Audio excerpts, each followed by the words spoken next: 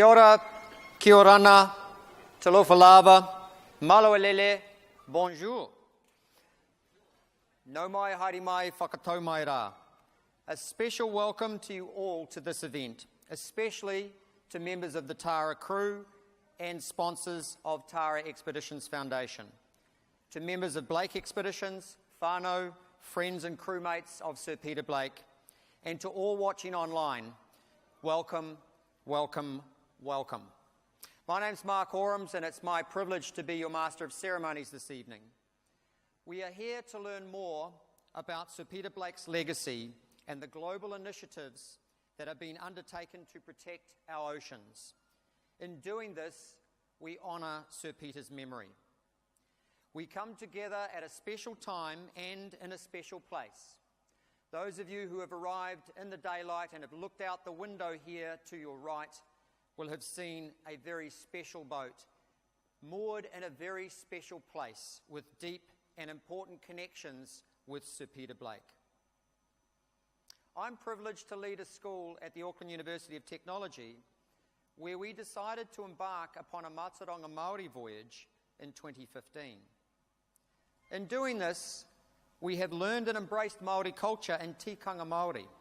And as part of this voyage, I've been encouraged to look for tohu, or signs, important indications of the coming together of elements in our lives in poignant and serendipitous ways.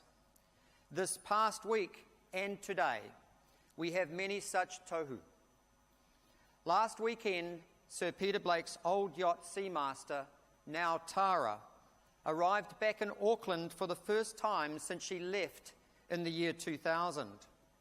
And last weekend, when she arrived, was also the beginning of Matariki. For Māori, Matariki is an important time, traditionally a time for remembering those who've passed on and for celebrating new life. In addition, of course, we have the arrival of the America's Cup and Emirates Team New Zealand back into Auckland at lunchtime today. A team co-founded by Sir Peter Blake and Alan Sefton, who also co-founded Blake Expeditions and bought Seamaster as their expedition vessel.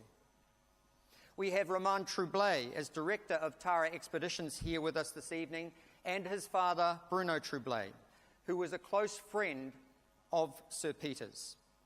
We have Nico Delabrosse, who as a schoolboy in France had Sir Peter Blake as his hero and subsequently worked hard to develop qualifications and an opportunity to contribute and live the legacy of Sir Peter Blake, and has spent the last 5 years on board Tara honouring Sir Peter with his work. We also this week have Sir Peter Blake Leadership Week, and this Friday is Red Sox Day. The rāranga or weaving of our lives, of voyages of commitment to our ocean's planet, have other strands crossing and intertwined this evening. Thank you for being here and for being a part of this.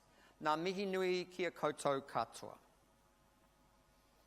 Before we get started with the presentations, a few housekeeping issues, please.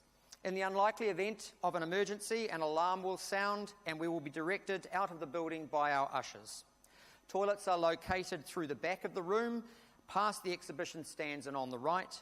And just a reminder, please ensure all your mobile phones are turned to silent.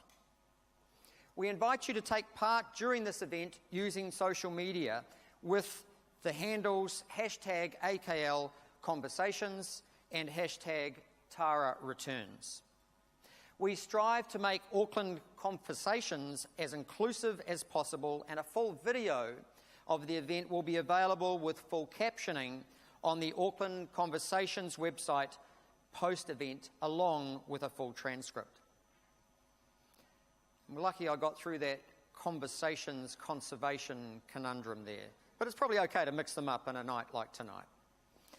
A few background comments about the Tara visit and the Sir Peter Blake Trust. After Sir Peter felt he'd achieved all he wanted to with his sailing career, he turned his attention to the environment. He'd always had a deep and passionate love for the environment, nature, and especially marine wildlife. This was his new challenge, and he was very excited about the possibilities to make a difference with Blake Expeditions. In 2000, he and his crew set off on the Seamaster from here for the Antarctic Peninsula to explore and observe evidence of climate change. They then travelled on to the Amazon basin and rainforest. His mission was to make people fall in love with the environment, especially young people. He wanted to educate people throughout the world through entertainment and by making documentaries with a difference, with a focus on water.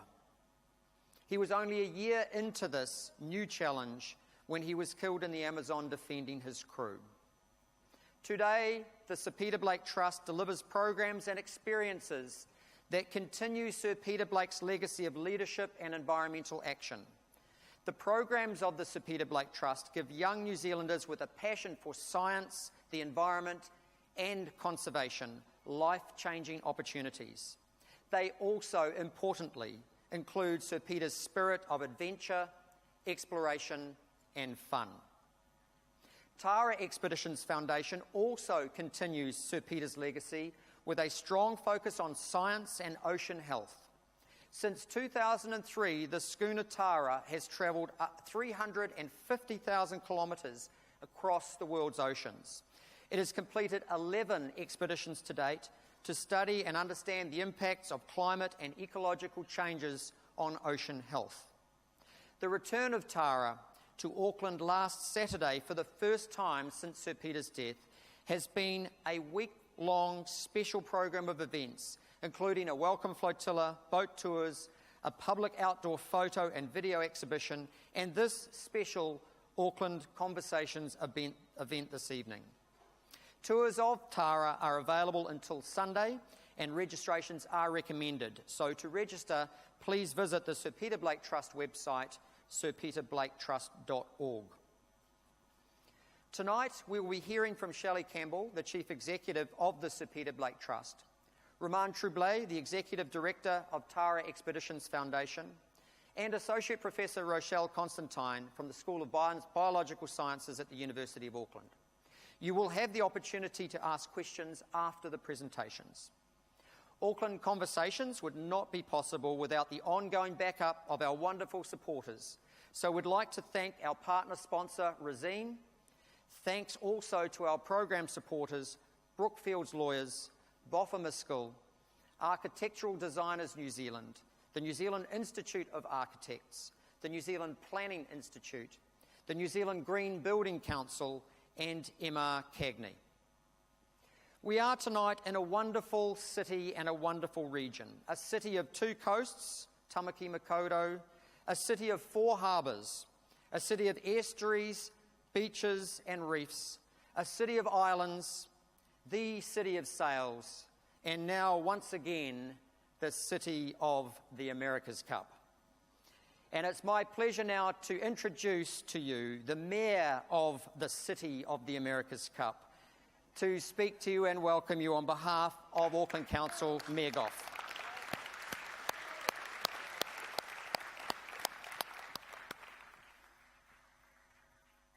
Inga mana, inga reo, e ro rangatira mā, tēnā koutou, tēnā tātou katoa. Bonjour, bonsoir, et bienvenue, and good evening, ladies and gentlemen. What a fantastic place to be this evening. And fantastic to see the turnout of people here. I look to my left and I see the Tara.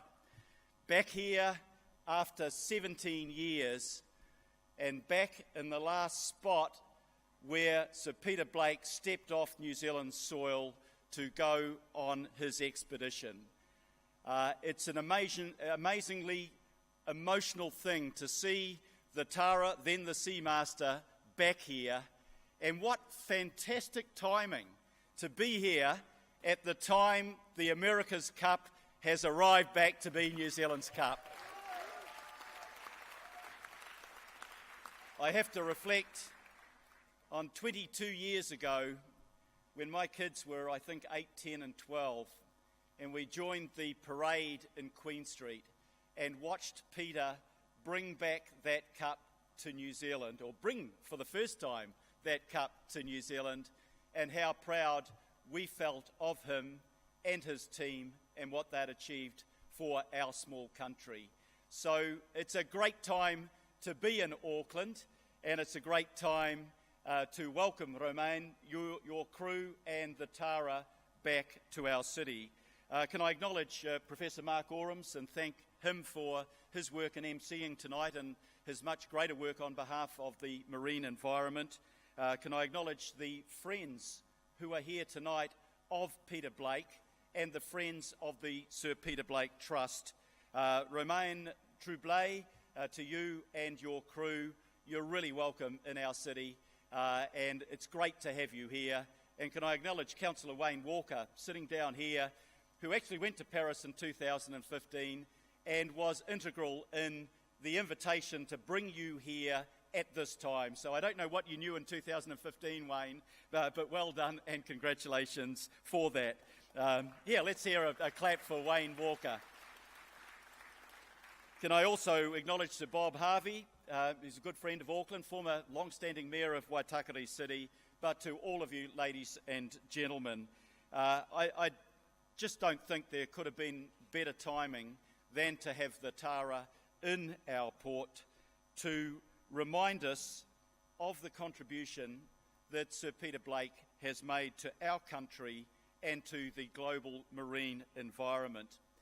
He had a remarkable career, tragically cut short, but where he won all of the blue water races that were worth winning, the Whitbread Round the World race, the Jules Verne Trophy, and the America's Cup twice. We're going to beat that in honour of Peter. We're going to win it as long as we have it back in Auckland. That's my hope and my expectation. Sir Peter was, of course, a superb sportsman, but he was a man also of remarkable courage, and he died defending his crew and that ship that is outside this hall, docked at the wharf. He was a man, in my view, that was in the mould of Sir Edmund Hillary. And I say that in the sense that he did great things, but he showed remarkable modesty as he went about doing those things. And what we as Kiwis like to think is that our heroes are people who achieve great things, but also show the modesty about what they've done. We also like them to have a vision for a better world. And we know this about Peter Blake, that he had a commitment to making this world a better place. We reflect tonight on his commitment in protecting, sustaining and enhancing the world's marine environment. And he did that using Seamaster as his platform, visiting ecologically sensitive areas like the Antarctic and like the Amazon, and using that to highlight and to advocate for the protection and the sustaining of those areas. He was a leader with a firm determination, and he said, and I quote, "To win, you have to believe that you can do it." And he had that belief, he had the vision, and he realised his dreams. I want to congratulate Tara and the people who support Tara and Crew Tara for carrying on that mission statement, for focusing on the oceans, on science and on education. It's also fitting that the trust established in his name, the Sir Peter Blake Trust, works to deliver programs and experiences to young people focused on environmental action and focused on leadership. I had the privilege just a few weeks ago to present the awards to the students on the Young Environmental Leaders Trust. And what a fantastic group of young New Zealanders they are. For my generation, they give us huge confidence that our future and the future of our global environment is in good hands. So tonight, we celebrate the return of the Tara, and we will be hearing distinguished speakers on local and global initiatives that we need to look after our oceans. Can I wish all of you an interesting and an enjoyable evening, and I hope this evening strengthens our commitment collectively to campaign for and to preserve the environment that sustains us, and in particular our beautiful marine environment. Thank you very much for being here tonight. Thank you.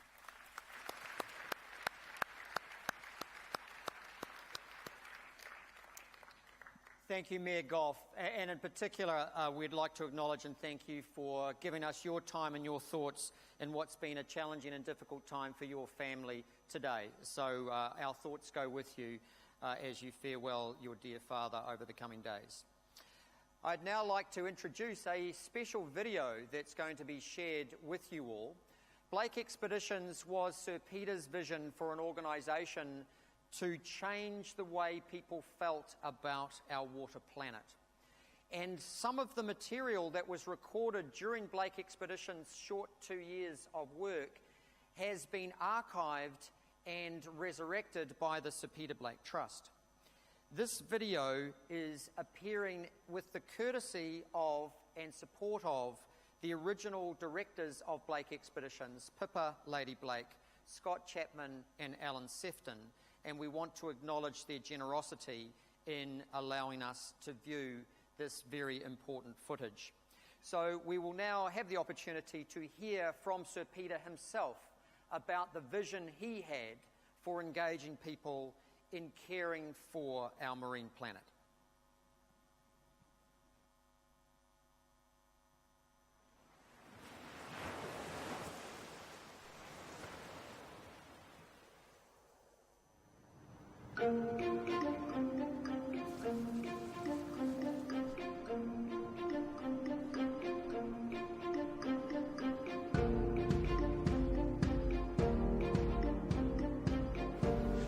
We're away. We have this extraordinary vessel, Seamaster, built to go anywhere in the world where she can float. So anywhere where there's 1.5 to 2 metres of water, this vessel can go there.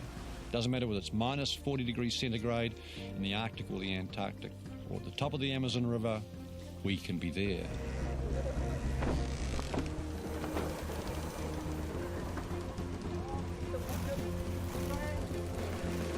We have electronic charting. My family, my kids can call me on the telephone through the satellite. We can send emails, we can send still pictures. We have the latest high-definition video equipment you could possibly imagine.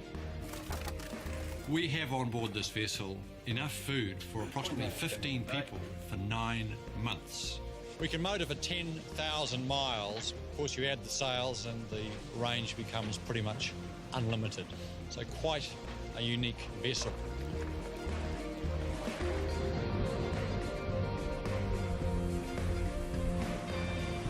We all live on a water planet. That's what Earth is. So water is life. That's where life started. It started in the sea, right here. And where there's good water quality, generally life is good. So we are going on a series of expeditions, explorations, adventures to look at the quality of life around the world as far as water is concerned. Life in, on and around the sea, on oceans, rivers, streams.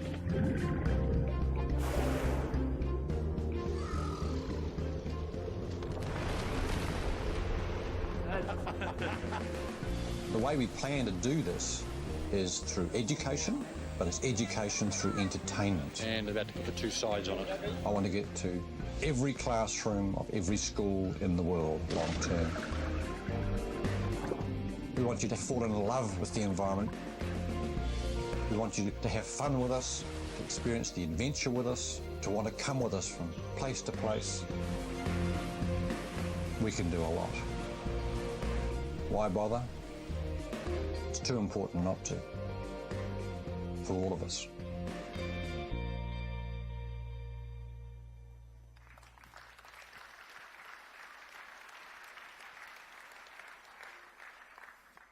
Isn't that wonderful footage, and wonderful to hear the words directly from Sir Peter?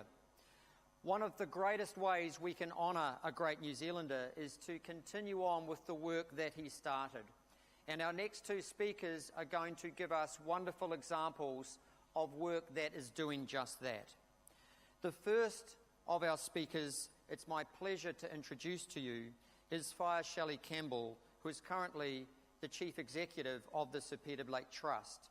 and is responsible for leading and implementing its leadership development and environmental programs throughout New Zealand and beyond. Prior to taking up her role in 2010, Shelley was overseeing the health business cases for the Minister of Health reforms in Auckland. She is a former chief executive of the Waikato Primary Health that provided health services to 315,000 people across the central North Island. Shelley is a board member of the Hellberg Foundation, Te Pou and Pacific Incorporated.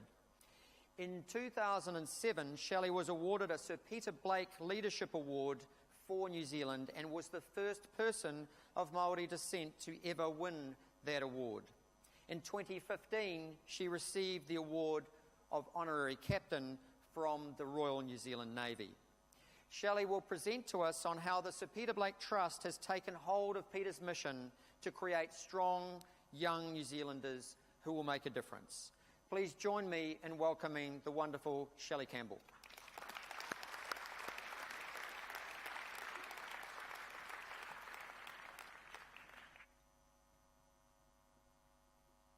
Tēnā koutou katoa, he mihi nui tēnei kia koutou, he mana whenua o haukainga me nā rangatira o nā hau e wha, nō reira tēnā koutou, tēnā rā tātou katoa.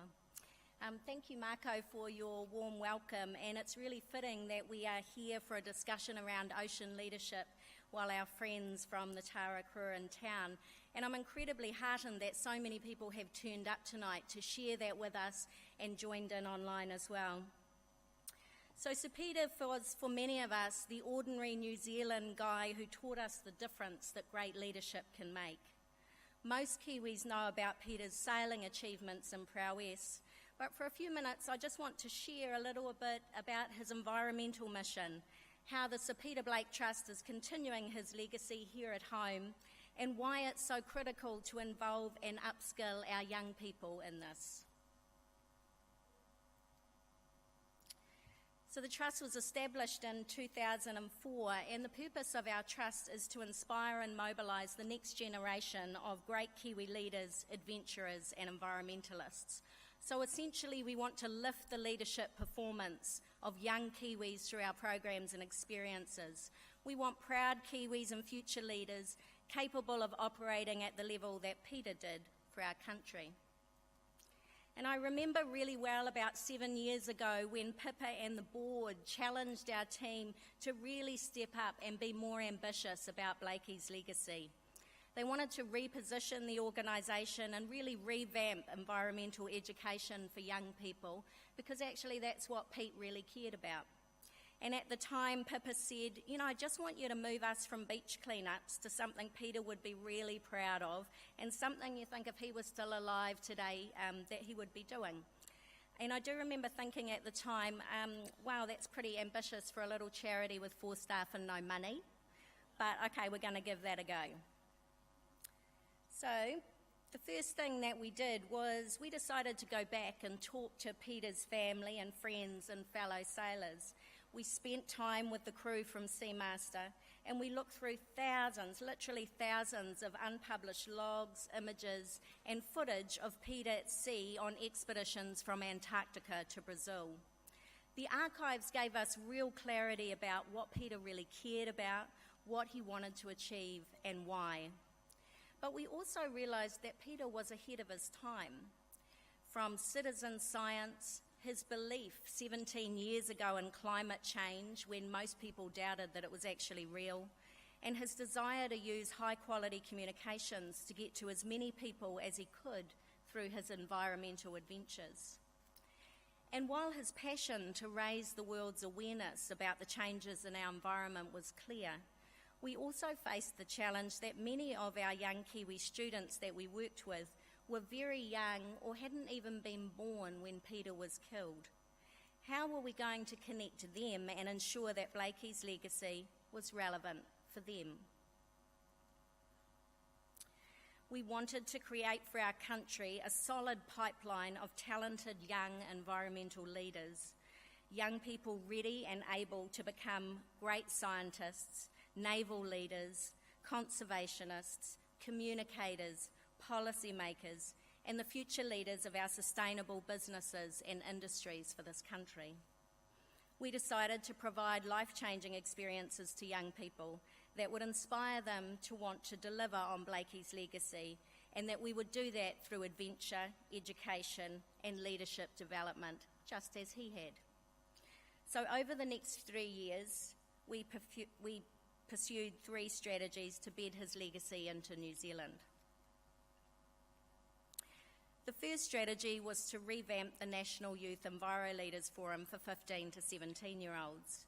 We decided to take the program out of the classroom and around New Zealand.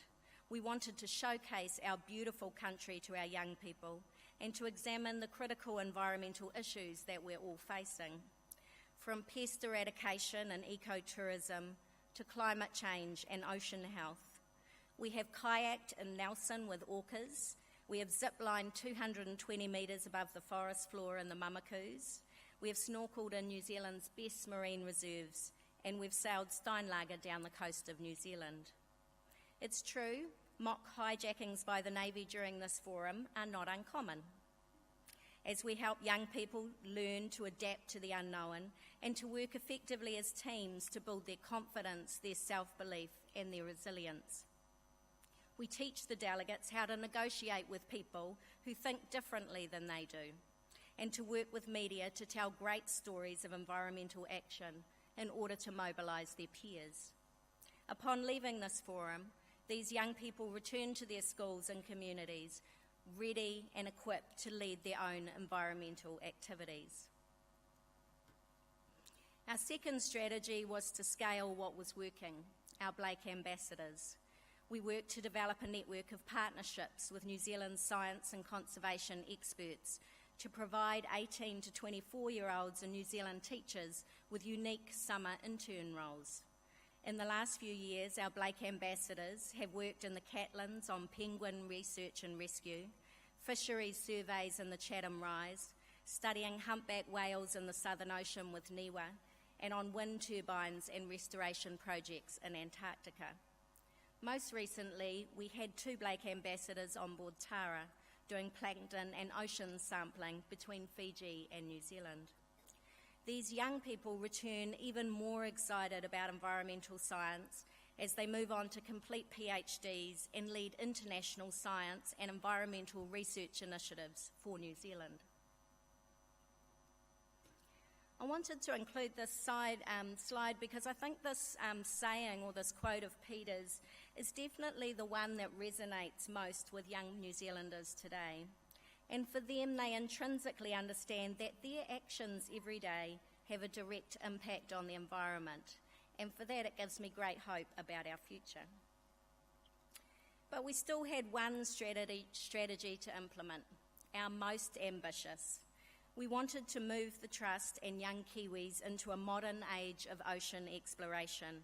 We wanted to attract our brightest and most talented future leaders into science and conservation. Strategy number 3 was Young Blake Expeditions. The reason it's ambitious, and my board would tell you this, is that we didn't actually own a boat. We didn't employ any staff with experience in planning or leading expeditions. And as a charity, we still didn't have any money. But just like Blakey, we didn't let that stop us. We forged partnerships with the Royal New Zealand Navy, our universities, NZARI, DOC, NIWA, and the Ministries for Education and Environment to give us access to the expertise and resources we needed to put together a deep-sea ocean-based program. In 2012, Young Blake Expeditions cut its teeth on a 1,000k voyage on board HMNZS Canterbury to the Kermadex, New Zealand's northernmost marine reserve, with 30 young leaders and a full science crew on board. With health and safety at the forefront, our trustees were a little nervous. And this was not assisted by the news that we were taking the 30 voyagers swimming with sharks off Royal Island. With the discovery of a new species of shark and a massive underwater volcanic eruption that was photographed by NASA, this voyage certainly delivered on our promise of adventure. Since then, we have undertaken 2 further expeditions to the sub-Antarctic and Auckland Islands, where our young leaders have worked with scientists to undertake the survey work required for the proposed Blake Station, a new climate and ocean research station for New Zealand. So that gives you a snapshot of our environmental pipeline, and I just wanted to mention as well that in addition to our environmental programs, the Trust also runs about 1,000 Leadership Week and Red Sox events in schools and communities across New Zealand. And our theme for leadership this year is Believe You Can, which of course comes from Peter and the essence of who he was and how he went about his business, but also fitting with Team New Zealand returning with the Cup this week as well, I think. So I just wanted to finish up with several observations around ocean leadership and then share with you a video from our Youth Enviro Leaders Forum this year, which was actually in the beautiful Hauraki Gulf. The first observation is that despite the fact New Zealand is an island nation, we still have a bias towards terrestrial conservation. Often resolving issues such as plastic pollution, sustainable fishing and marine reserves can feel too hard. But given the increasing importance of our oceans to sustaining life and the planet, I would offer Blakey's own advice. It's too important not to. New technologies like NZGO's underwater virtual reality experience are helping us to get a better understanding and experience our marine environments in ways that were not previously possible. Secondly, the motivation for change around ocean leadership across the world, and actually all cultures, is without doubt an intergenerational view, and those taking the greatest leadership do so accepting that it is their children and their grandchildren who will see the benefits of their actions today. The new models around eco-based management of our marine environments offer real promise. It is not enough to have great science and decision-making tools around the effective utilisation of our marine resources.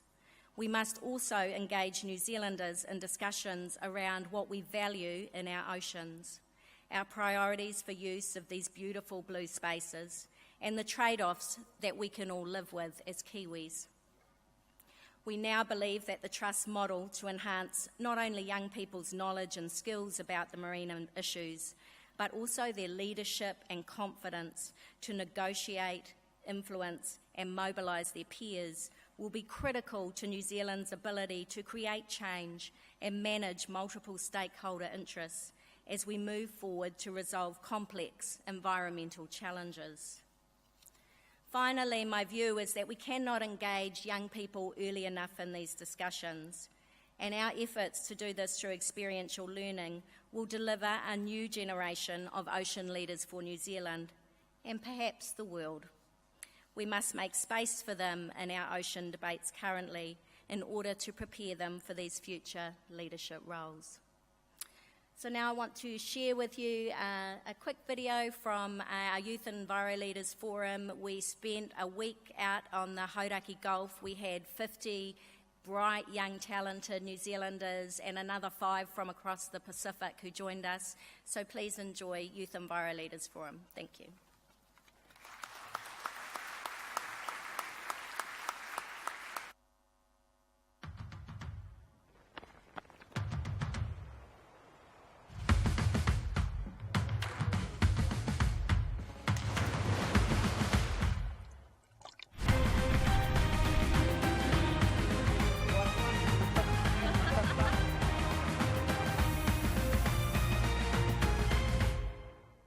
YELF brings together students from all over New Zealand as well as from the Southwest Pacific, and the whole week is about leadership in action and experiential learning opportunities for these young people to become environmental champions. We've given the students a number of activities and events that will challenge them, which allows them to explore their reactions to that and learn a little bit about themselves. It's been incredible in assessing the different ways that people can actually work together and what works, what doesn't work, what works in a different way. Welcome to your early morning activity this morning. It was just a once-in-a-lifetime experience. Not every day you could go onto a Navy base, you could do the things they do, you can use their equipment.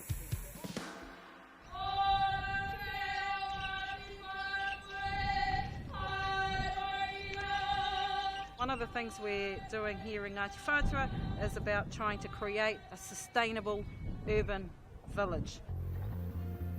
This is the kai that was left over from the hui of 200 people in the weekend. We've got systems in place in our nursery with our compost, our garden, our worm farm and our pakashi system to reduce waste from landfill. YELF and the Ministry for the Environment have a really close partnership. This year we've got a number of us coming for the week and presenting what we do to these students. It's really opened my eyes towards the procedures, legislation and everything like that. I've already seen some YELF people go back to their own communities and change what they might do in their school in terms of recycling.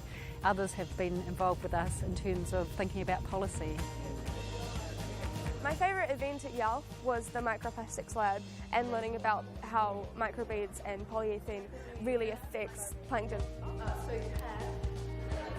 My favourite part of YELF has been meeting so many people who are like-minded. I think I've created lifelong friendships and we have the same realisations that we need something to be done within our environmental community. It's certainly blown away all my expectations. It's been an incredible week. Each day has topped the last. We learned about lab work, we learned about policy, we went to field trips, places that I've never been before and learning that they existed. And it's definitely been life-changing for me and it has impacted my life so much.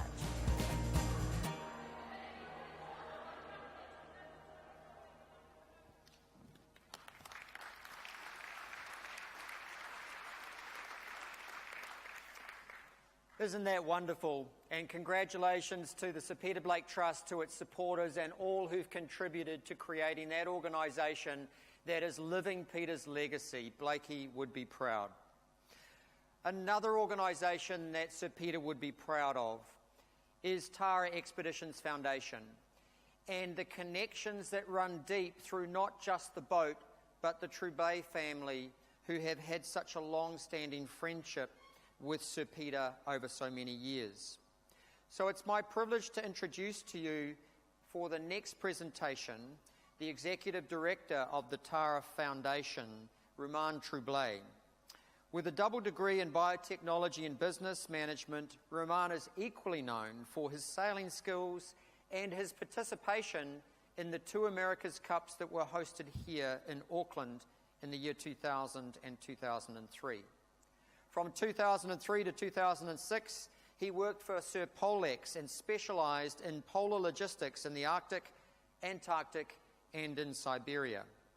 They were involved in the organisation of sporting, tourist and scientific expeditions, but also in the discovery of frozen mammoths. He has been coordinating Tara expeditions since 2004 and has become the Executive Director of that organisation.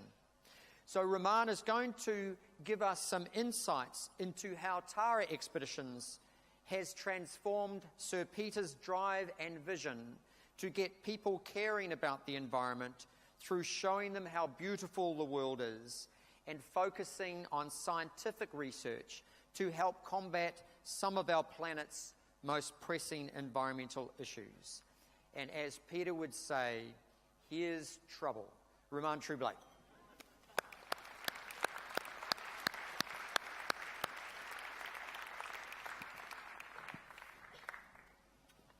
Wow.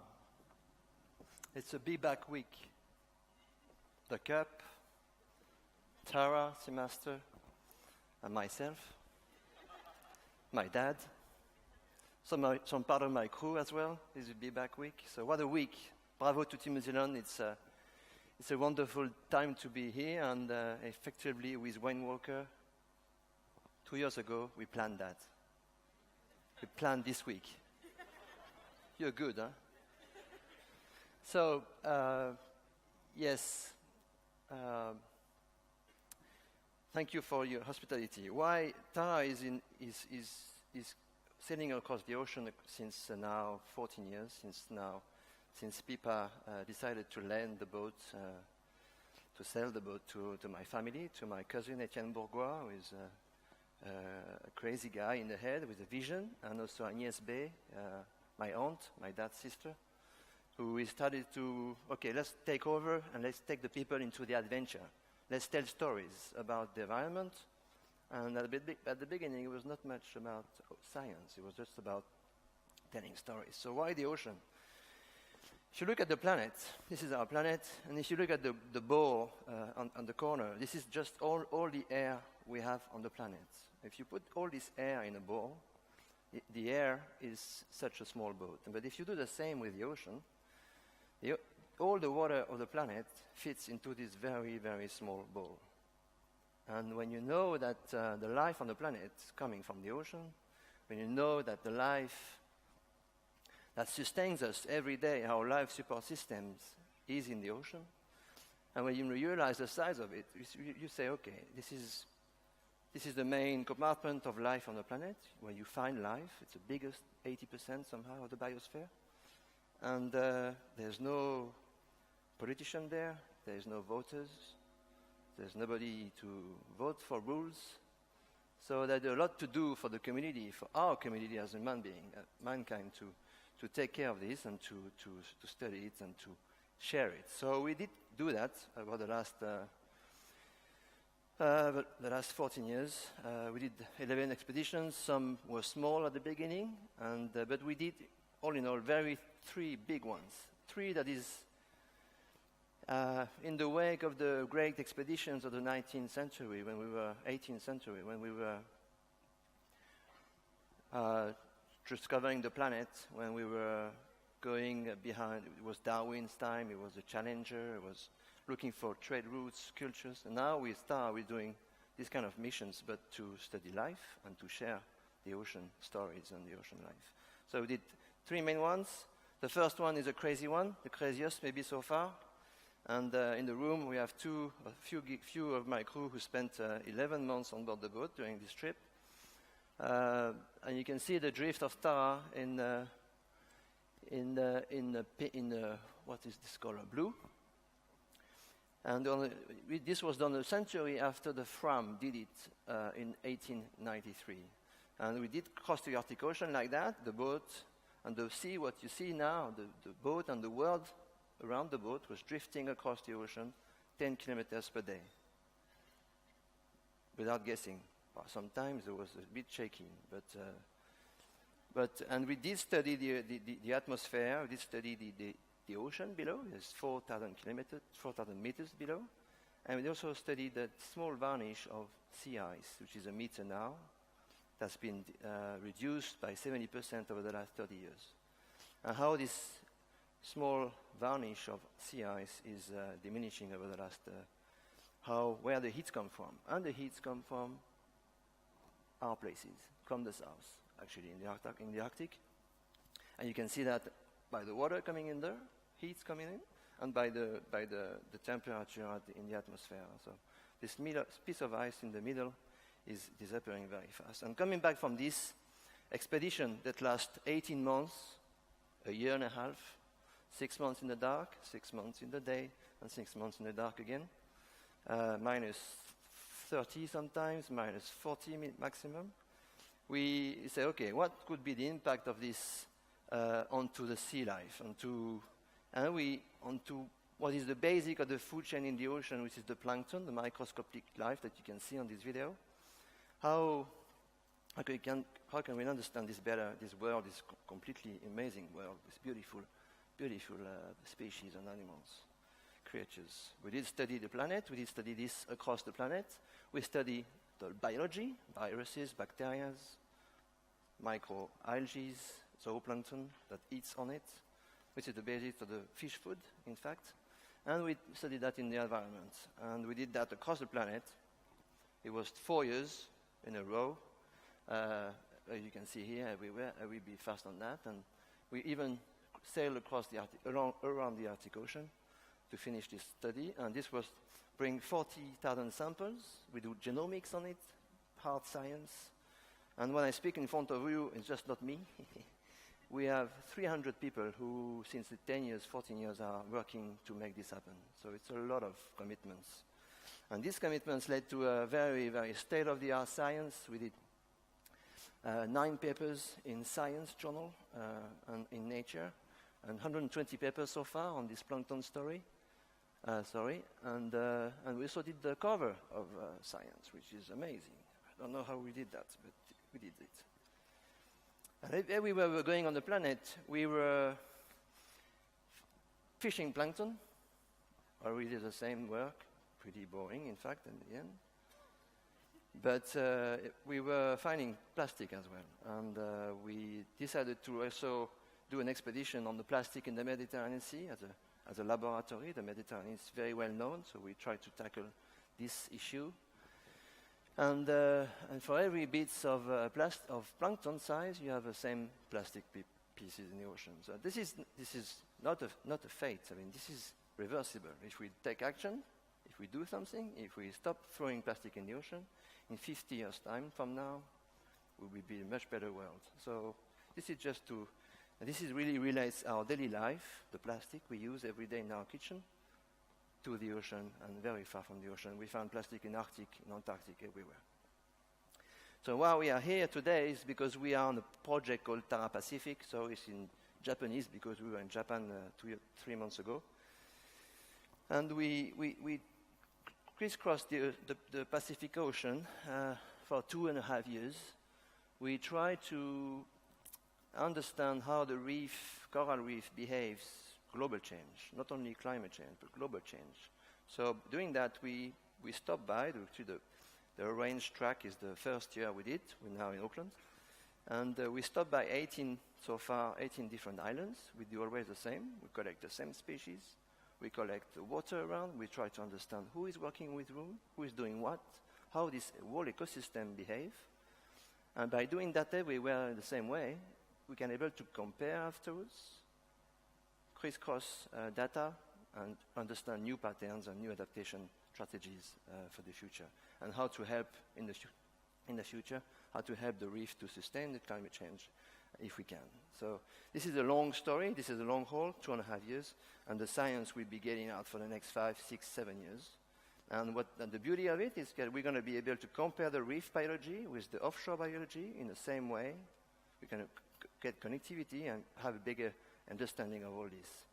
And you know what? Over this 4 years project on the plankton, 85% of what we collected is unknown to man. So this is huge. This is very engaging because there is so much to do, so much to discover, so much to tackle, so much scientists. We need young scientists to engage with the Blake Trust and through many other NGOs across the world. Really, this is I think this is a very great challenge to take. So doing it across the ocean, we dive, the crew and the sailors, diving on every reef. You got Sam, the captain, he's also a diver, and he's diving now, flying his motor scooter above the reef to collect the plankton, what's living on the reef, on top of it. And then we have other divers down on below. One has a problem with his mask, yeah. But you have other divers that collect pieces of plankton, of coral reefs, pumping water around the reef to know who's living there. And all this is happening everywhere on the ocean over the last year. 2,500 dives so far, all safe. And we are going to next year again to do the same across the Southeast Asia. This is doing the reef. I would like to take you on a journey, for 3-minute journey to really love this animal with the coral reef. Can you play the video, please?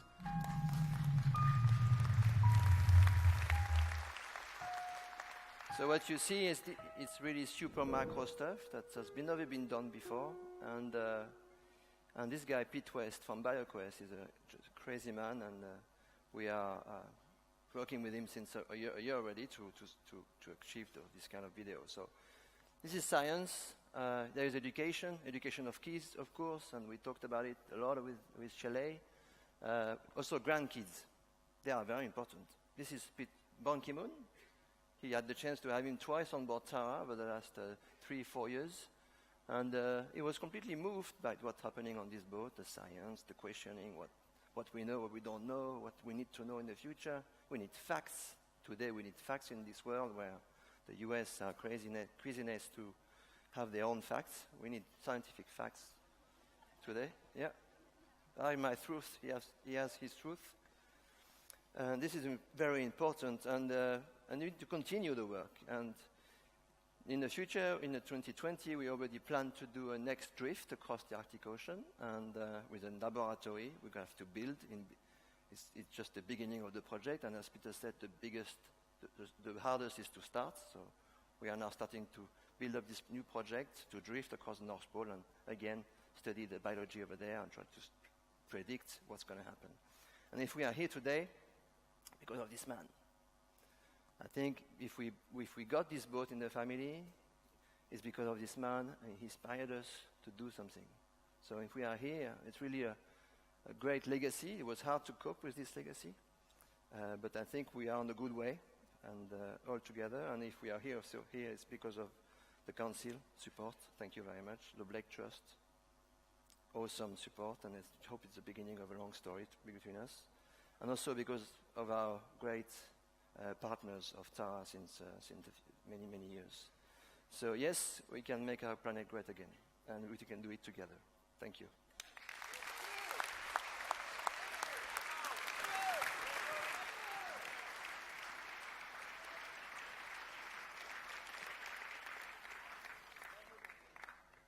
Bravo, merci beaucoup to Roman and to all the Tara team.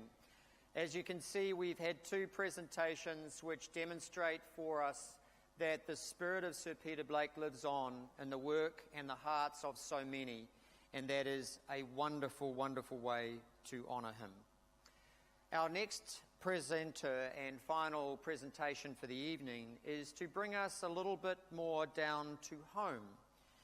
And this is a person whose career and mine have intertwined on a number of occasions, and I'm delighted to welcome and introduce to you Associate Professor Rochelle Constantine. She is a conservation biologist whose research is primarily focused on cetaceans and more recently sharks and seabirds. She heads the Marine Mammal Ecology Group and works on a number of multidisciplinary collaborative projects anywhere between the tropics and Antarctica. She leads an international project on humpback whale connectivity in the Southern Ocean as part of the Southern Ocean Research Partnership within the International Whaling Commission, dedicated to non-lethal whale research. She is the director of the Joint Graduate School in Coastal and Marine Science between NIWA and the University of Auckland. Rochelle will bring the global picture home for us and will talk about the Hauraki Gulf, what's going on above and below the water, and how our actions can make the difference. Please join me in welcoming Dr. Rochelle Constantine.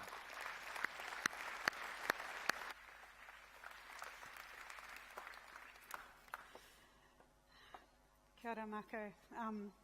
Marco is one of my great inspirations, and I'm very grateful for many years of friendship with you that continue on. And thank you all for coming here tonight.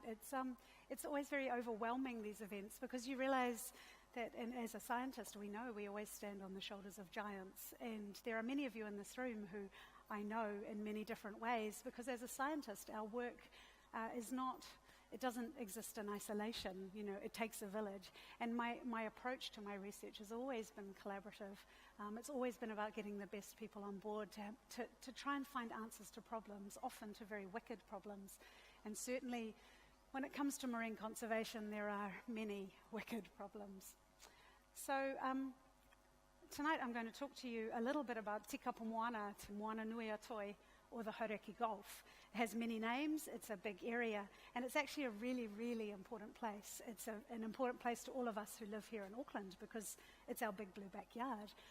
Many Aucklanders know the edges of it. You know, we dabble in it, we look in the rock pools.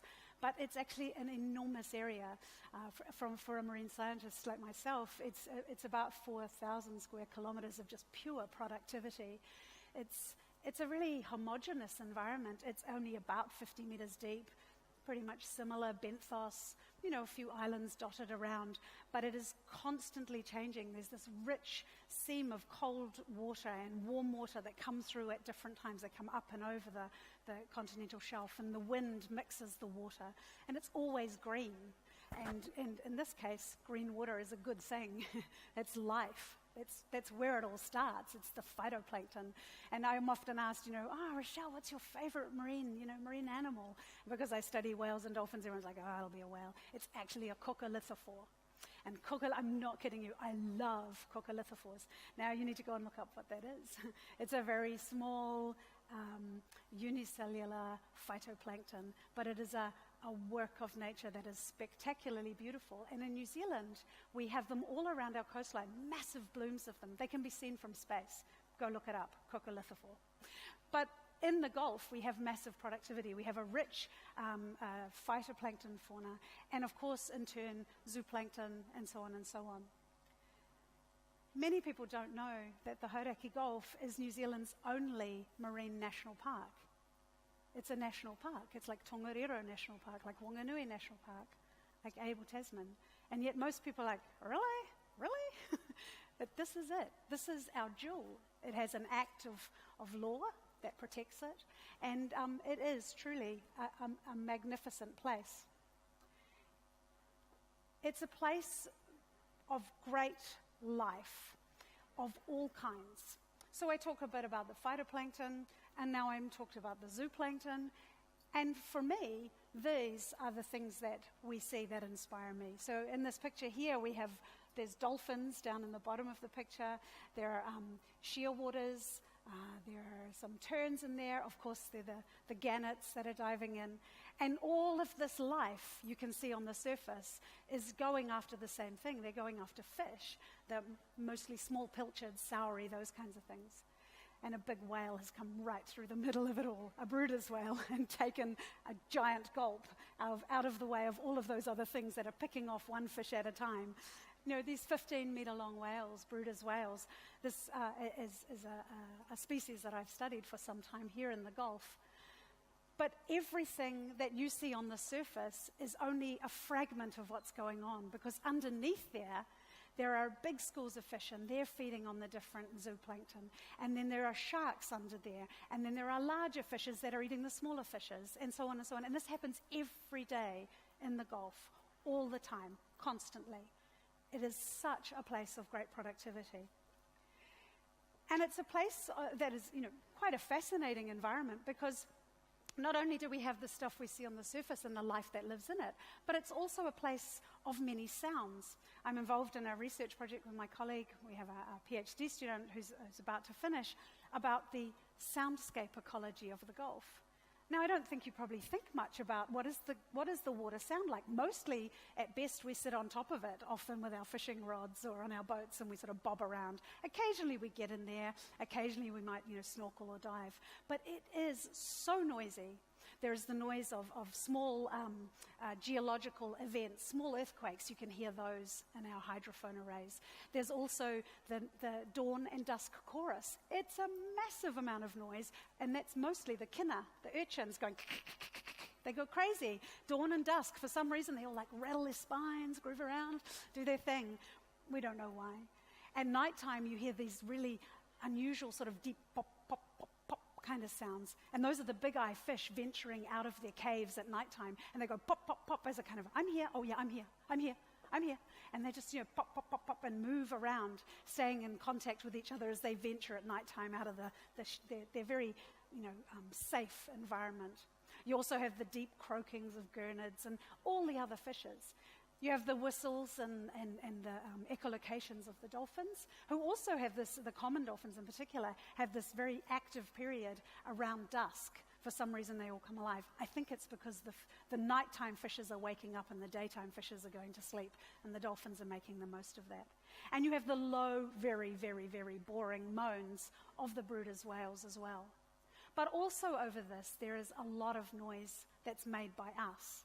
There's ship noise and boat noise, the high whine, the squeal of an outboard engine, and the noise of ships.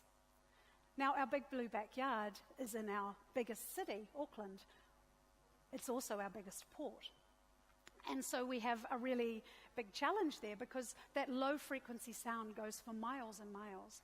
And we did some tagging of these Bryde's whales and suction cup tags that recorded every sound they heard. And in 62 hours of recording, there were very few minutes where we didn't have boat noise in the background.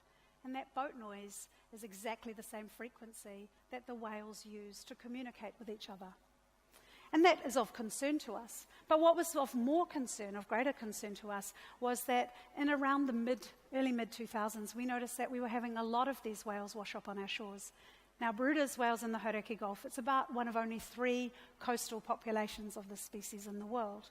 We don't know very much about them because they weren't heavily hunted. Unlike most whales, they don't go down to the polar regions. They just stay year-round in the Gulf. So we have these whales here year-round, 15-metre long, big baleen whale, eaten all the time out in the Hauraki Gulf. And they're usually alone. They're usually just doing their thing. But what we found out is that they were being hit by ships as ships were coming and going. And this provided for us an immense challenge.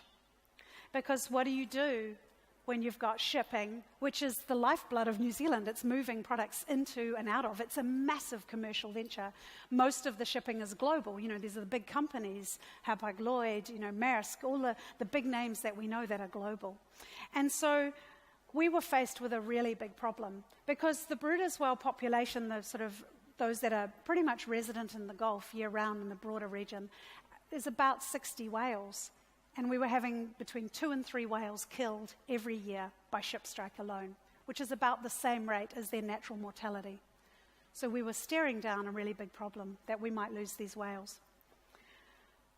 So I guess I'm one of those people who don't like problems. I really like solutions.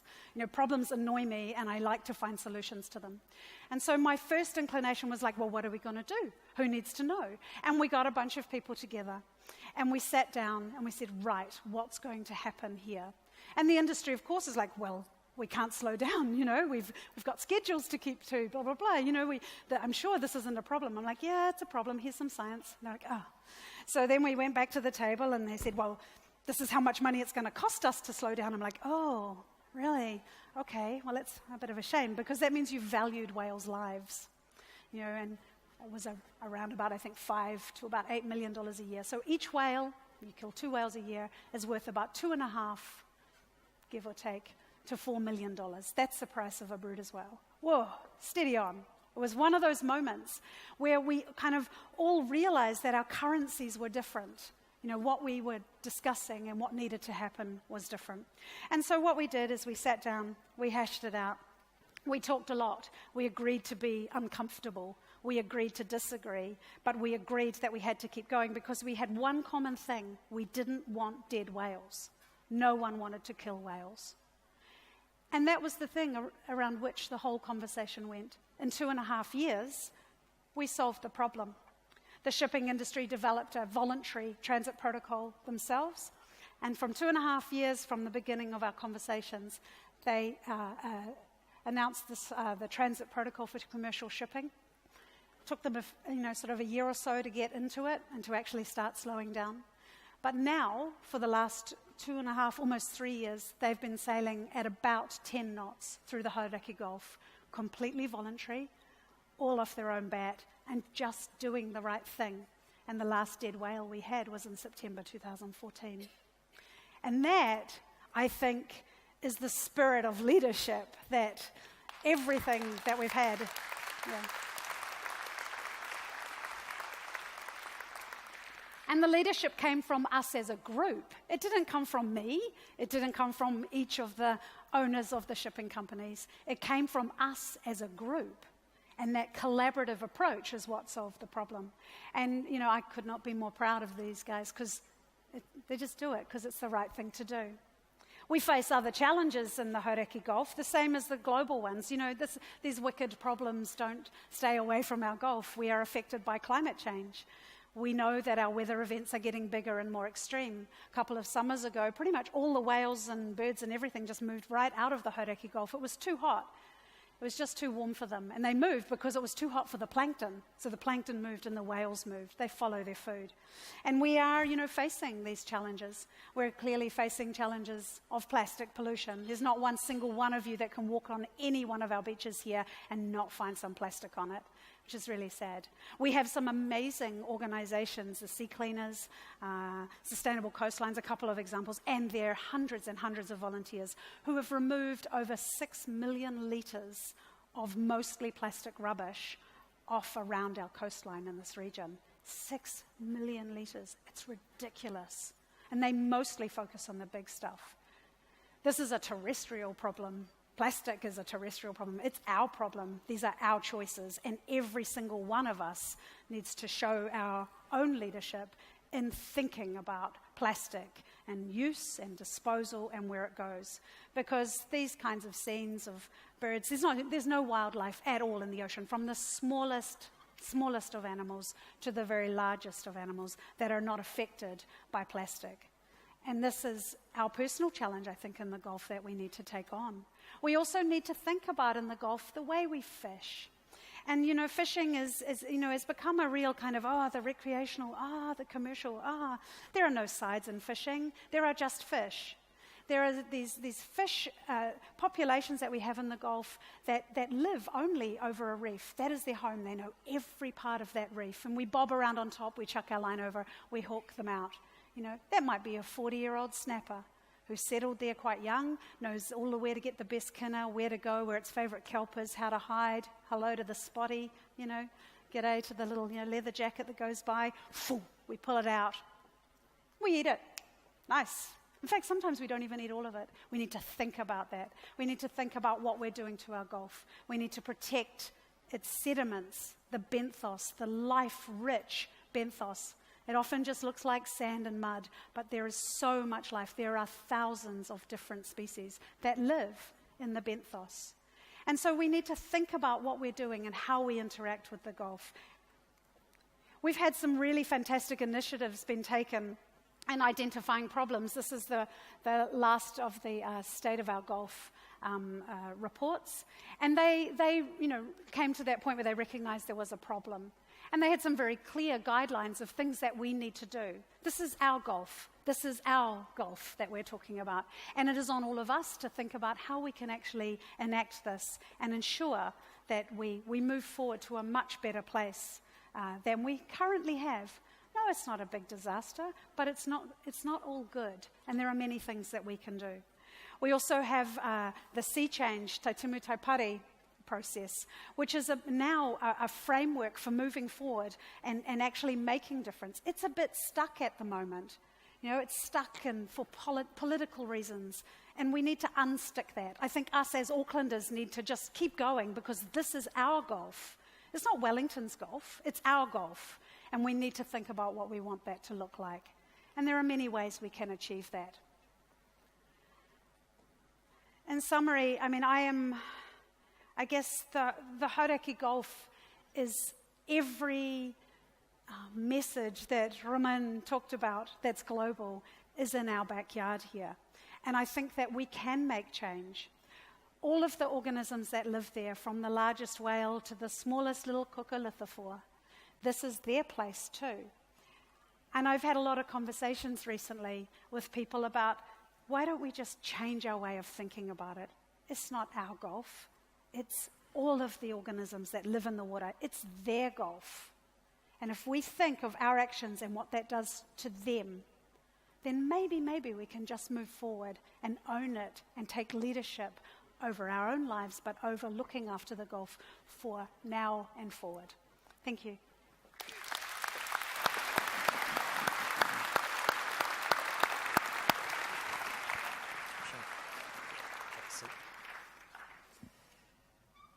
Kia ora, and thank you, Rochelle, for such a powerful presentation and for reminding us of a number of things that are important. Firstly, that conversations are important, courageous conversations, conversations with people who see the world differently, but a commitment to continue to persevere and through those conversations to try and find a way forward that is better.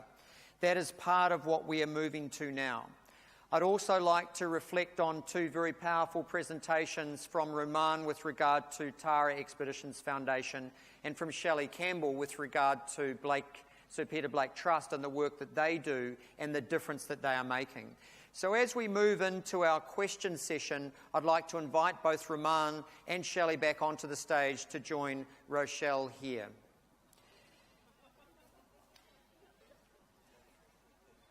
So here's what we're going to do, everybody, and I would hope that as these presentations have been made, that your curiosity has been piqued and that you may now have some questions that you would like to put to our panel members. We have some wonderful ushers who are working on each of the 3 blocks that you're sitting in, and then what we are going to do is invite you to raise your hand if you have a question you'd like to put. And then I will select the question to be put, and we will direct one of our ushers with the microphone to you. If you would like to introduce yourself, your name, if you have an affiliation with an organisation, you're welcome to let us know that as well.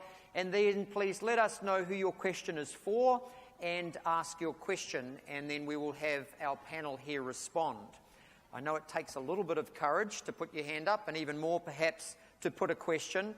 But please have that courage and do so. This is the opportunity for us with these wonderful presenters to have questions that you're curious about answered or particular points that are significant and important for you.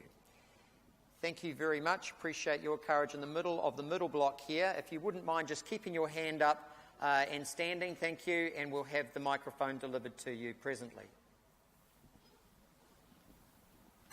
Thank you. Hi, my name's Anita. I'm in my late 20s, and I just wanted to ask the question, who is your target audience? I guess more for the Tara people. When you have this information, who are you giving it to? Because I have an interest in Sir Peter Blake and what he has done for us because of my mother's introduction for me in everything that Sir Peter Blake did. But I haven't really heard anything since. And I don't know whether that's just because I'm not in the right circles or what. And I think it's a shame because you have all this important information and I haven't heard it. So I'm just wondering who your target audiences are to maybe be more a part of that circle. Kia ora, Anita. So that question's for you, Roman. Thank you for the question. Actually, we have 4 targets.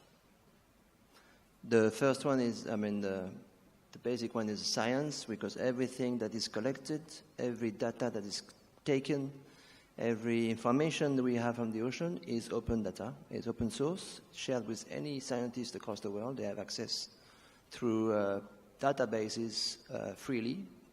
That's one. The second audience, in size, is the general audience through the media, mainly French media. But whenever you publish these science papers, this has triggered 1,000 papers, 1,000 articles in 100 countries in 10 days. So this global reach, and we are crafting curriculums for schools. But we speak to the kids through the schools, and it's very hard to reach the kids directly. So we choose to target the school kids with the teachers, and that's what we do and every day now. Effectively, a lot is done in French so far. We need to be wider now. It's on the way. And the last target is politicians. At the UN, we managed to take the scientists on the stage at the UN many times. We managed to do side events, explaining stuff, and these are the 4th target we have. We try to do all of the main targets, but of course it's a bit of spread out, but I think it's what we need, and we need time. We always say we have no time, this is too late. But we have time to change. We have time to teach. We have time to engage the new generation for the next 25, 30 years. I think you need to take the time for that. Thank you, Roman. Appreciate that. and thank you for the question, Anita, and for leading us off with the question session. So I'd invite somebody else to raise their hand if they have a question, please. Again, in the middle block towards the front here, please, for our usher. If you wouldn't mind just standing again, thank you.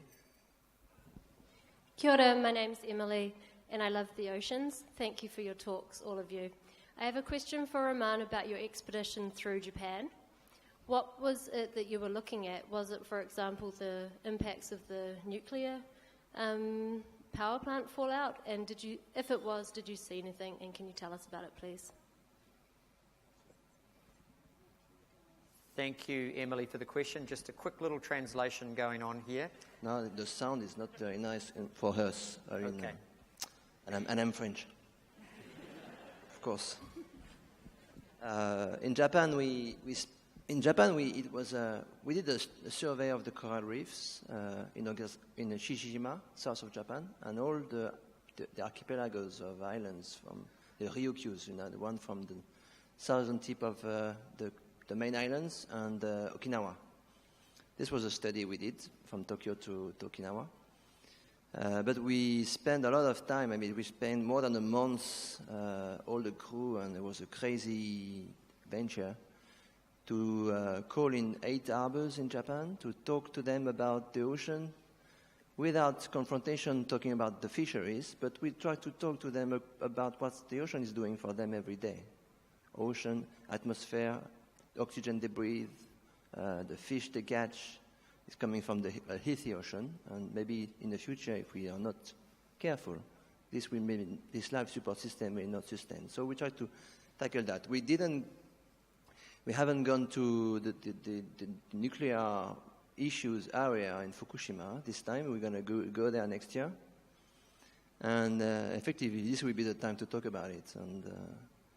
But in Japan is such a weird place.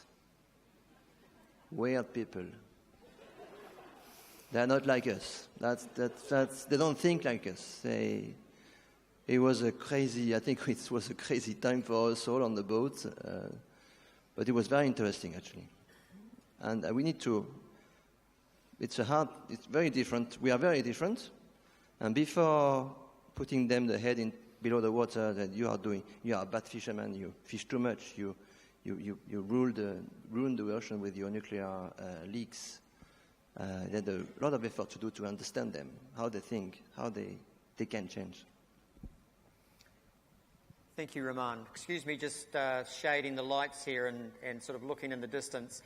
Middle block all the way down the back row there, please, Usher. So just be a few seconds.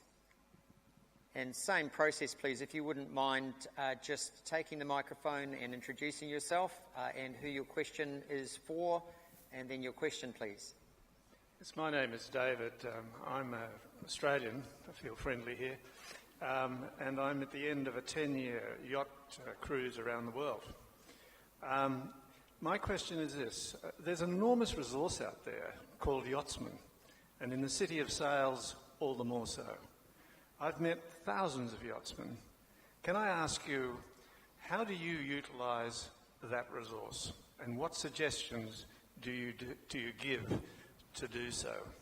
Thank you. Thank you for asking the question. Since 4 years now, with a scientist involved in Tara, called Bond de Vargas, and also with an association in New Zealand as well, we developed a project called Plankton Planets. And if you connect to this website, you can, if you want to go on the loop, there's a loop here, Kiwi land, Fiji land, Vanuatu and back. If you want to do this loop, you could do plankton collection every day or so. But the problem is that so far, you have to go down to 2 knots. And when you're a cruiser, you don't want to go to 2 knots. You don't want to get the sail down. You don't want to bang in the ocean like that. So to collect plankton, you don't even see. So we are working now to develop. We spend the week here to work on that. There is 15 people of us coming from all over the place to find ways to be able to do that in 5 knots. And I think we will be much more successful in the future to avoid stopping down the boat. Yeah. So it's the future, and of course, when you talk about the ocean, and you see, we barely know nothing about what's living in the ocean, and this is not only the survey boat across the planet who can do the job. You're right, the resource we have on the yachtsmen, the cruisers across the planet is huge, and we are definitely intending to tap into it and to engage people in that. Thank you for the question. I'll add to that too. Thank you, David. You may already be a part of or aware of an organisation called Sailors for the Sea, and you're quite right. There are thousands of sailors who are exploring, sailing and caring about our marine planet as we speak. And I'd also add you're very welcome here, David, as an Australian. Of course, the skipper of Emirates Team New Zealand is an Australian, so I hope you celebrate along with us tomorrow in the parade. So welcome in the best Anzac spirit. Another question, please. Again, in the middle block. Come on, outside blocks. We're not all middle block just in the front here, and I'll come to you, thank you very much, in the right block after that. So about the fifth row back middle block, please.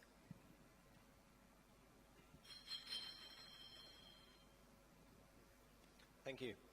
My name is also David, and I'm an Aucklander, and this is a related question, particularly for you, Rochelle, if I may. I'm an Aucklander. I have a small boat, and with my family, we love to explore the Hauraki Gulf.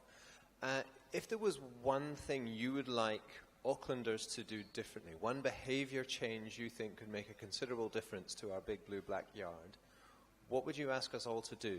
Assuming we like to behave responsibly as best we can, and we like to do the obvious, what's the big change we need to make? I think for all Aucklanders is thinking about what comes off the land part and goes into the sea. We have issues with stormwater, with sewage runoff, and of course with just rubbish going off our land and into the sea. I think for those Aucklanders on the water, and there are very many, we're usually not too far from the land, we quite like the land, but for all the Aucklanders that are on the water, I think have a seriously good think about your fishing practices, because we need to think about how the gear we use, how we use it. We need to think about, is there a risk for a bycatch of a seabird, for example? We have very high bycatch of seabirds and little hooks, just, the little hook you throw off the side of your boat. Just through lack of awareness, there's some great education campaigns around how to make your fishing seabird safe. And also what you're catching, how many fish are you catching? And also how much you're taking from around the coastlines as well. Our mussels, our cockles, all of those things as well. So on the land, thinking about what comes off our land into the water, and then when you're on the water, thinking about your fishing practices. Thank you, Rochelle, and thank you, David, for the question. I'll just add my thought to that, if I might as well. My view on it is that we need to go through a fundamental attitude change, that fishing is not a right, it's a privilege. And what that means is, if we adopt that particular attitude, that means we don't fish to the limits that are given to us. We fish for, as a privilege, only what we need, and we're very careful in our decision-making about where we go, how we do it, and what we do. And leadership first starts with leadership of self. And if we lead ourselves, then we have the right or the ability to perhaps lead others. So thanks for the question and the opportunity to share my thoughts. Now, I promised I would come over to the right group here, so apologies that I missed that before. There was a gentleman middle of the right group who was waving, so about third from the aisle, please. Thank you for your patience. My name is Reg Lawson. I'm a fourth generation New Zealander on all sides. I've dived from the age of 13 and I'm now 73. I've seen a lot of changes in all that time, most of them for the worst. I attended an Oceans 40 years ago when Dr. Sylvia Earle warned of the pollution of the trenches around the world. And I think it was last year, NIWA said, oh, there's pollution in the trenches of the ocean. And to quote a plumber, shit doesn't run uphill. I'm just wondering how the heck we can actually deal with this problem, because that's, I think, where the ocean is getting poisoned. And as you know, if the oceans die, we die. It's as simple as that. I was just wondering if you knew of any way that they're improving this situation apart from just the shallow waters. Thank you. Thank you, Reg. Any one of the panel members like to take that question? Yeah, it's a very good point. I do think we must also remember we have made progress. You know, if you think probably about 30, 40 years ago, everything got dumped into the ocean, you know, absolutely everything. And you know, the London Dumping Convention, as it was at the time, you know, actually got rid of a lot of the real egregious crimes against the planet where the ocean was just considered a big tip. And so, you know, and same with runoff from factories into you know, rivers and estuarine spaces. I think one of the great challenges for us, and this is where technology and engineering and ingenuity is really important, and allowing people to think of completely wacky ideas and not dismissing them out of hand. We have to think about all crazy ideas, good ideas, random ideas, and really give them an airing to solve these problems. And there's recently that Dutch boy teenager who sort of thought of a big machine that just well, it's not even a machine really, it's just a passive thing that's floating around out in the ocean and picking up rubbish. And it's working. You know, sure, it's not perfect, but it's actually working. We know where the major rubbish gyres are. And I think there is now we're getting to the point where why don't we work out how to just go out there and pick up a whole bunch of that rubbish? It's not hard to find. Sure, there are some things like in the deep trenches that we won't be able to get to tidy up. But I do think if we don't add to it, then it won't get any worse. You know, and they're really wicked problems. But I do think that one thing about humans we are infinitely curious, and we're always thinking of ingenious new solutions to problems. And sometimes it's the most obvious, simple thing. So I think we need that space to voice those possibilities. And we need to share that because, you know, I've been in Japan 3 months ago, and I've been in the front of a crowd like you, and I asked the question to Japanese, how long do you think the plastic bottles disappear in the ocean by itself? How long? I raised a hand. A week? Another lady at the back. 2 weeks? And in the end, okay, no, let's go for it. 3 months? Yeah, a century. They were like shocked. 1,000 people ahead in front of me. So you realize such a country like Japan, educated, sophisticated, rich, is not able to teach his population this type of basic ideas, basic notions. Here we are, here we stand, and now in Japan there is maybe 5, 6 NGOs only. There's no, we have to leverage that. We need to work on that as well. So it's not only, it's everywhere on the planet, so the problem is global. But it's education is, for me, education is the key of everything. That with your experience that you see that number one issue is pollution, because actually from our experience with young people, it's the thing that concerns them most as well. But what gives me heart with young people is we did a microbeads plastic lab at Auckland Uni with YALF, and then we got all these calls from parents when they came home because the kids had raided the medicine cabinets at home and chucked out all their parents' kind of makeup and creams that were contributing to that pollution. So we hear a lot of stories about our young people, negative stories in the paper, but actually they really care about these environmental issues. They want to make a difference and they're really ready to act. So we need to create the space for them to do that and engage them in those conversations. The other thing that I watch that's really different with them is that those of us, of my generation, we might look at potentially one or two situations or solutions. Our kids in this generation, they're very quick to look at technology and, 25 different solutions. I remember one expedition when we were on and we talked about problems with recreational fishing and capturing how many fish are being taken, and that night one of the students created an app to be able to monitor recreational fish take. So our kids are smart and they're really, really motivated. Thank you to the three panellists, and thank you to Reg for the question. All right, we'll share it over to the left block here now. And I'm sorry, we're not going to be able to take all questions. We've only got a couple of more minutes, but we do want to have a representative from Team Left Block to go ahead. Thank you. Bonsoir, Romain. I'm Rosaria. I'm the National French Advisor, and we love French here in New Zealand.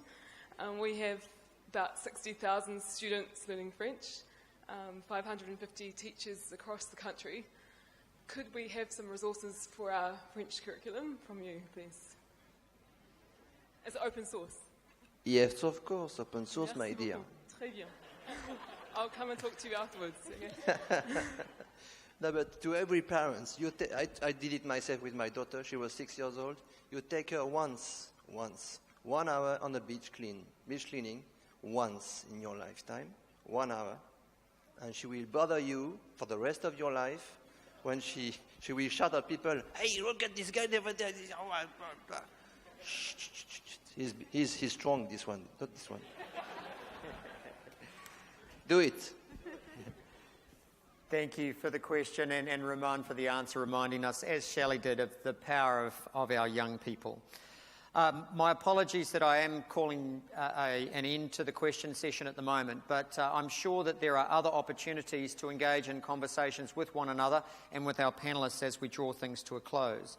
What I'd like to do before we hand over to our person to deliver a vote of thanks is to acknowledge all of the people in the room here. I recognise that one of the reasons that you are here is because you genuinely care about the sea and about our environment. And I know that many of you here have dedicated a huge amount of your time, effort and your money to making a difference for our marine planet. And I want to acknowledge and thank you for all the organisations, all the work and all of the commitment that you've shown. You are part of the answer, and thank you for your work and commitment to that. I started this evening... Oh, okay, Ramon, good, very good. Give yourself a clap. Yeah, nice.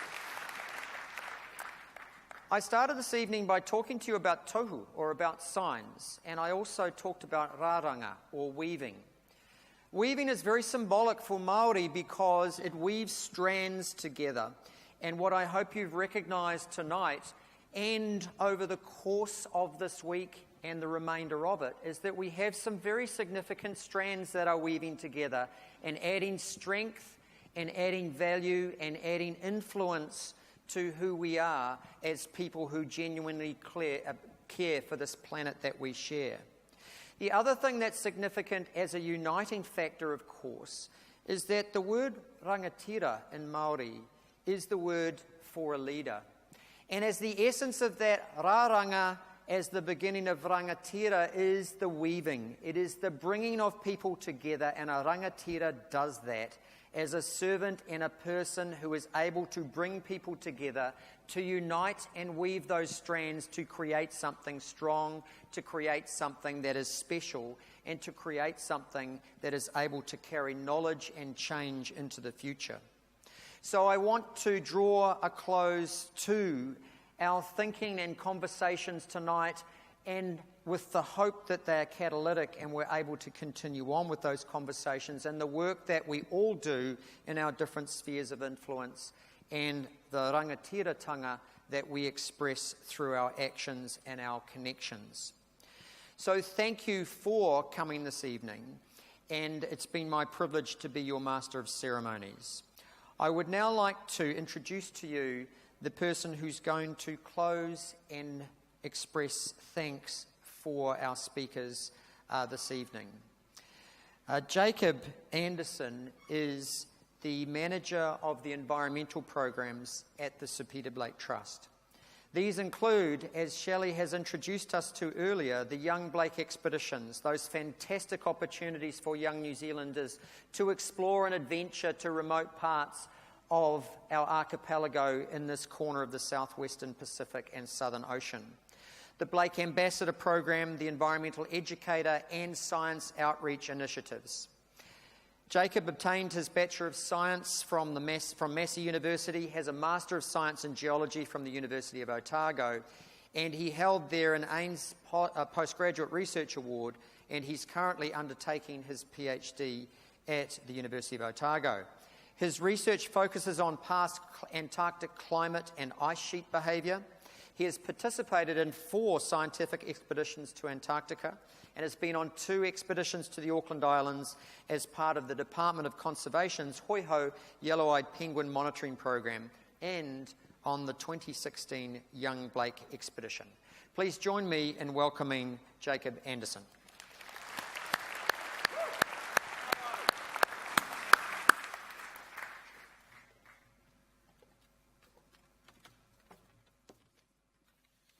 Kia ora and thank you, Marco. As Marco had mentioned, my name is Jacob Anderson and I manage the environmental programs at the Sir Peter Blake Trust, and I've worked alongside an amazing team to deliver this very special and timely Return Antara exhibition this week. And it has just been the most extraordinary week for the Trust team here and the Tara crew to bring Sir Peter Blake's legacy, his environmental legacy, back to life. And I'd like to thank you again, Marco, for facilitating this wonderful evening. And I'd also like to especially thank the speakers tonight, and I've got a few key messages that I've taken from what they've said today. Shelley mentioned the trust pipelines and the need for us to engage with our young people in environmental issues, and we need to equip and prepare them with the skills and knowledge to be future leaders in that space. And people often ask us how's the best way to support the Trust and continue Sir Peter Blake's legacy. We have a support crew of fantastic people who contribute small amounts of their choice of money or other ways to support us monthly. So if you're interested in supporting us, there is a desk at the back for you to sign up and have a chat with some of our team, and we would love to have you on board.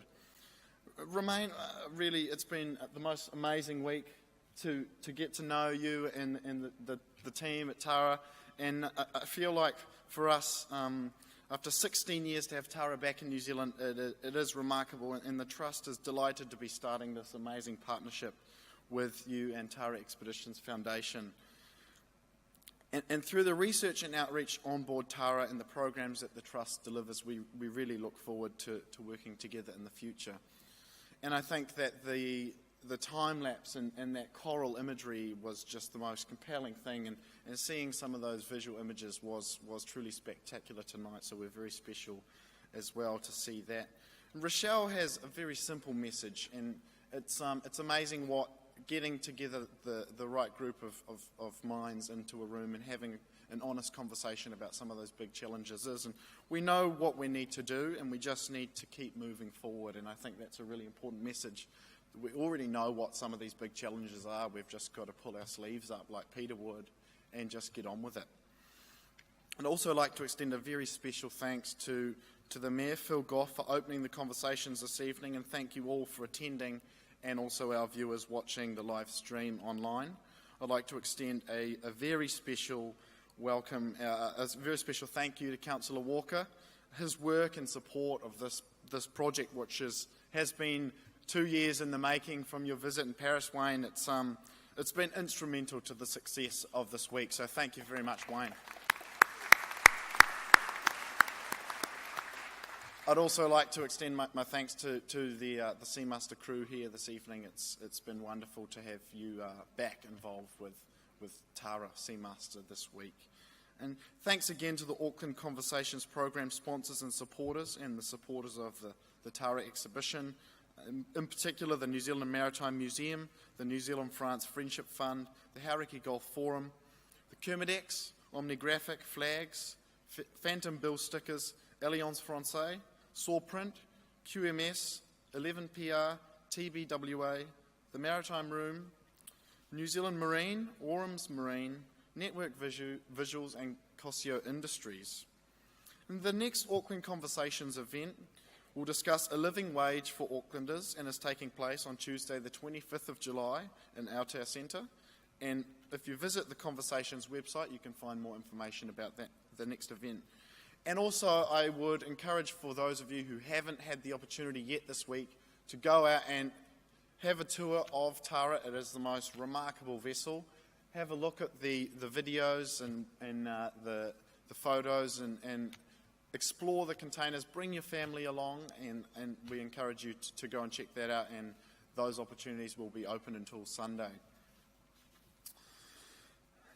So that concludes the evening, and I really want to thank you all for being here tonight, and I want to thank the speakers and Marco again for this wonderful evening. Cheers.